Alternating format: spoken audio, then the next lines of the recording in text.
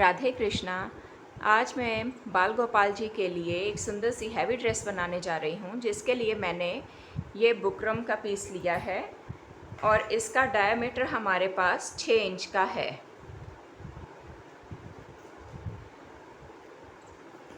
सबसे पहले मैं ये फैब्रिक लेकर इसके ऊपर ऐसे पेस्ट कर लूँगी। पेस्ट करने के लिए मुझे इसको प्रेस करना पड़ेगा। मैंने आपको बहुत सारी वीडियोस में इसका बेस तैयार करना सिखाया है। अब ये बेस हमारे पास देखिए तैयार हो चुका है। मैंने इसको एक्स्ट्रा कपड़ा लेकर यहाँ से इसकी सिलाई कर दी है। सिलाई करने के बाद कान्हा जी की कमर के अकॉर्डिंग मैंने अंदर से इसको काट लिया है और यहाँ से भी ओपन कर दिया है। आपको एक बार यहाँ से मैं बता देती हूँ। इस तरह से मैंने फ़ोल्ड किया था। फ़ोल्ड करने के बाद मैंने जितने कान्हा जी की कमर का साइज़ है वो ऐसे काट लिया है। काटने के बाद मैंने यहाँ से भी एक साइड इसको ओपन कर दी है।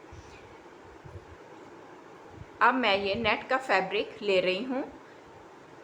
इसकी जो चौड़ाई है मुझे यहाँ से नाप कर देखनी है। कम से कम 1 इंच मुझे एक्स्ट्रा चौड़ाई रखते हुए इसका फैब्रिक काटना है। तो मैं इसकी चौड़ाई यहाँ से यहाँ तक अगर नापूँ तो 3.5 इंच ले रही हूँ। 1 इंच मैंने यहाँ पर एक्स्ट्रा रखी है। इस फैब्रिक की लेंथ जो है मैंने 45 इंचेस रखी है और चौड़ाई इसमें 3.5 इंच है। तो अब मैं सबसे पहले इसकी प्लीट्स डालूँगी।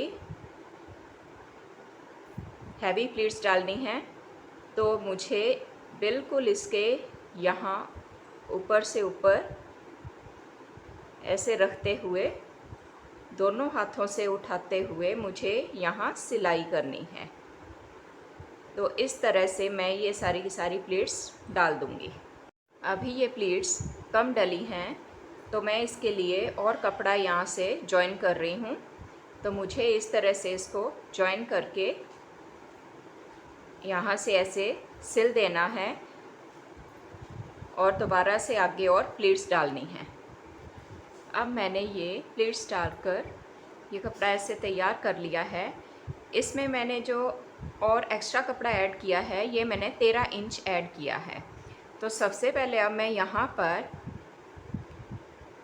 यहाँ से बिल्कुल इसके सीधे ऐसे सिलाई लगाऊंगी। सिलाई लगाने के बाद फिर मैं राउंड शेप में इसे अच्छे से सेट करते हुए यहाँ तक सिलाई लगा लूँगी।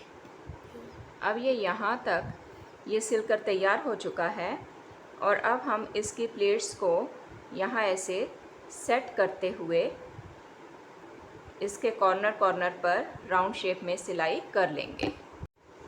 अब ये हमने यहाँ कॉर्नर्स पर भी इसकी सिलाई कर दी है। तो ये देखिए एक्स्ट्रा कपड़ा हमने इसीलिए रखा था क्योंकि कई बार कहीं तो कम और कहीं पर ज़्यादा इसकी फ्रिल ऐसे आ जाती है। तो अब हम ये एक्स्ट्रा फ्रिल जो है इसको अब हम काट देंगे।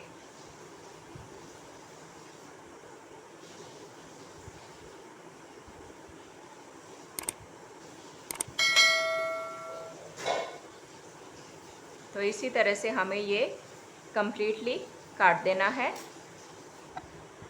अब हम इसको सेंटर में पीछे से अगर हम देखें तो ये एक्स्ट्रा कपड़ा आया हुआ है, तो इसको भी अब हम काटेंगे। अब हमने यहाँ से इसकी कटिंग कर दी है। तो अब हम इसकी बेल्ट तैयार करेंगे।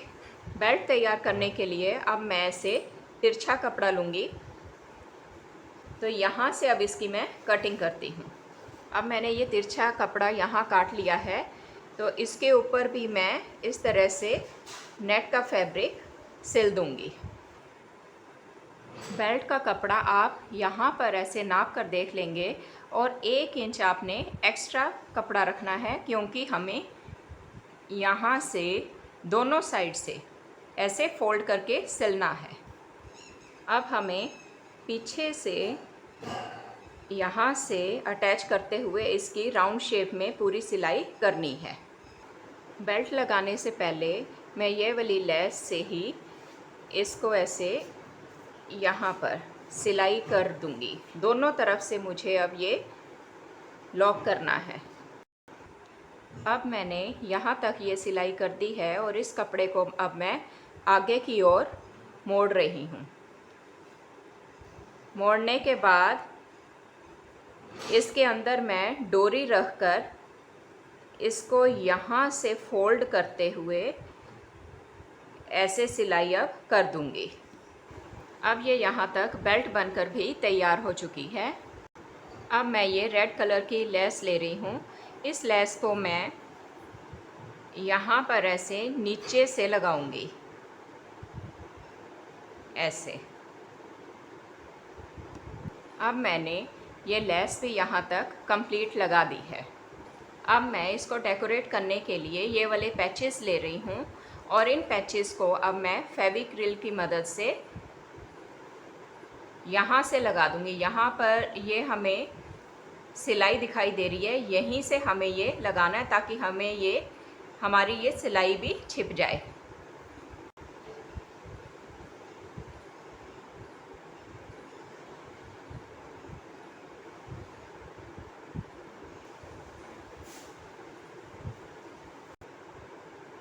अब ये बीच की स्पेस को डेकोरेट करने के लिए मैं ये वाले स्टोन्स ले रही हूँ। तो इन स्टोन्स को मैं रैंडमली यहाँ वहाँ चिपका दूँगी।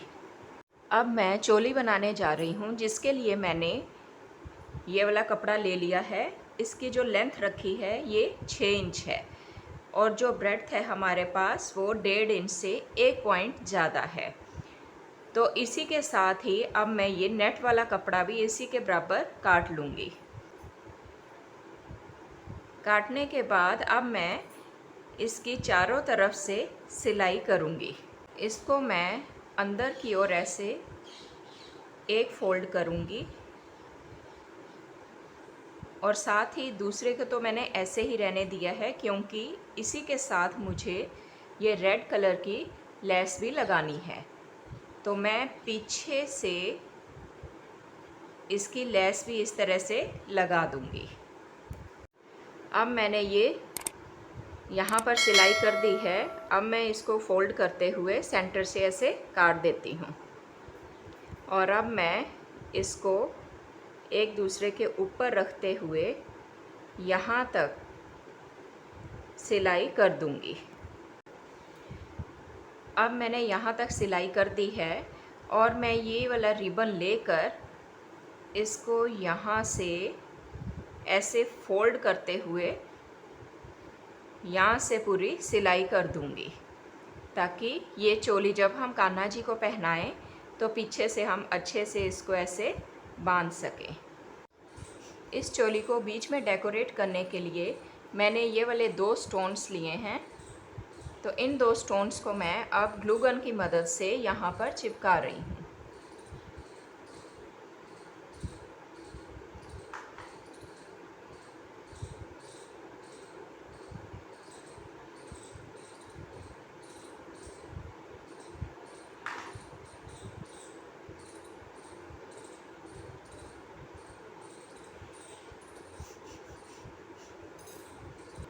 तो अब ये चोली भी हमारी बनकर तैयार हो गई है।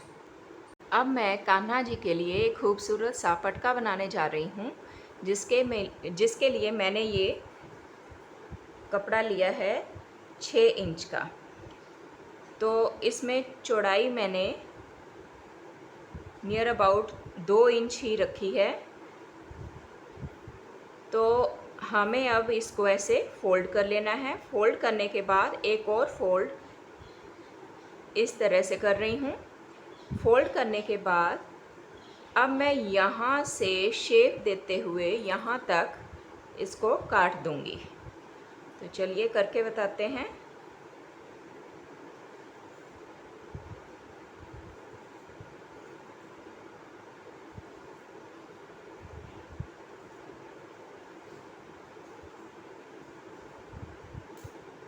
तो ये हमारे पास पटके की शेप आ चुकी है इस तरह से। इसी की शेप का अब मैं नेट फैब्रिक से इस तरह से ऊपर रखते हुए ऐसे काट लूँगी। नेट वाला कपड़ा मैंने ऐसे चौरस काट लिया है। इसको शेप देने के लिए मैं इसकी चारों तरफ से सिलाई करूँगी और सिलाई करने के बाद जो एक्स्ट्रा कपड़ा है ये काट दूँगी। अब मैं इसके कॉर्नर्स को लॉक करने के लिए ये वाली गोटा पट्टी चारों तरफ इसके लगा दूँगी। तो ऐसे फोल्ड करते हुए आधा नीचे हमें रखना है गोटा पट्टी को और आधा इस तरह से फोल्ड करते हुए अब मैं सिलाई करूँगी। अब ये पटका यहाँ तक बनकर तैयार हो चुका है और अब मैं ये वाले पैचेस इनके कॉर्नर्स पर ऐसे सेंटर में लगा दूँगी।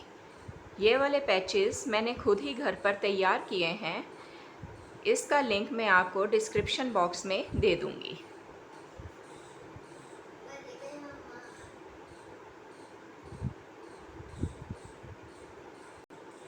तो ये हमारे कान्हा जी का पटका बनकर भी तैयार हो गया है। अब ये हमारे कान्हा जी की कंप्लीट ड्रेस बनकर तैयार हो चुकी है।